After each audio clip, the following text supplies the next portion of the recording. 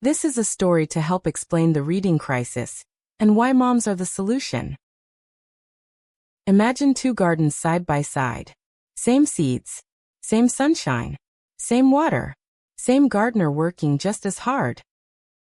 But one garden thrives full green, alive with growth, and the other struggles. Pale leaves, thin stems, falling behind no matter how much attention it receives. What's the difference? The soil. One garden had its soil prepared carefully before anything was ever planted. The other is missing some key nutrients. And no amount of skilled gardening, after the fact, can fully make up for soil that wasn't ready. This is the story of America's reading crisis. For decades we have poured billions of dollars into fixing reading in the classroom. New curricula, new teaching methods, federal programs, state mandates. Each one well-intentioned, each one working on the leaves and the stems, the visible part of the plant. The 2024 national reading scores are essentially unchanged from 20 years ago. Because we have been gardening above the ground, and the problem has always been below it. Here is what the research tells us. The brain that learns to read was not built in kindergarten. It was built in the first 2,000 days of life, from the moment of conception to that first day of school. In those days the brain is growing faster than it ever will again.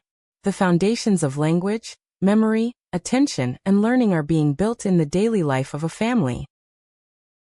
A child who arrives at kindergarten with that foundation strong does well in almost any school. A child who arrives with gaps in that foundation struggles, no matter how skilled the teacher, no matter how good the curriculum. The most dedicated teacher in the world cannot go back and prepare soil that wasn't prepared before the seed went in. This is not a criticism of schools or teachers. They are skilled gardeners doing everything right above the ground. The system simply was never designed to reach below it. And that is exactly why every major reading initiative has fallen short. Reading First, No Child Left Behind, the Science of Reading movement. Every one of them focused on the classroom, on the visible part of the plant, while the soil remained unaddressed.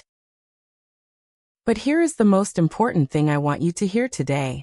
Soil can be improved. A garden that is struggling is not a lost cause. When you understand what is missing, when you add what the soil actually needs, things begin to grow. The brain is not fixed. It is responsive. It changes with the right inputs. Scientists call this neuroplasticity. What it means for your child is simply this. There is hope. Real, evidence-based, actionable hope. And who has the most power to build the skills children need to succeed? Not the school. Not a federal program. Not a curriculum company. Families do. The parent who is there every day. In the moments that actually build a brain.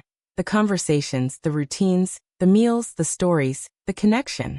The first and most powerful gardener in any child's life. That is what this movement is about. Moms United to Solve the Reading Crisis exists because we believe that when moms understand the soil, when they have the knowledge, the tools, and each other, they become the force that finally moves the needle. Not because they are asked to do more, because they finally know how to provide everyday activities that build strong brains.